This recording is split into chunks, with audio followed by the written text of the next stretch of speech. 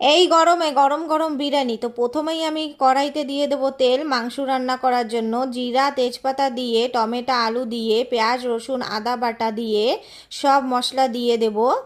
মাংসটা ফ্রিজে থাকার কারণে আইস হয়ে গেছে, তো মাংসটা দিয়ে আমি ঢেকে দেবো। আর পাশে আমি পেঁয়াজ ভাজা আর কাজু ভাজা করে নেব।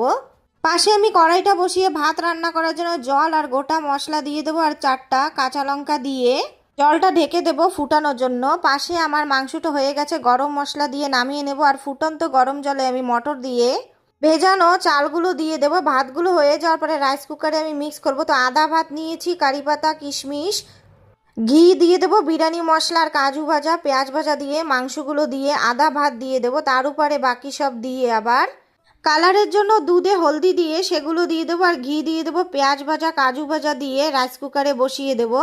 আর হাজব্যান্ডকে বললাম তুমি আজকে স্যালাড বানাও। পেঁয়াজটা কুচি করে নিয়ে টমেটো কুচি করে নিয়ে দই আর লবণ দিয়ে বেশ করে মেখে নিল সিম্পল একটা স্যালাড। তার মধ্যে আমার ভাতটাও হয়ে গেছে।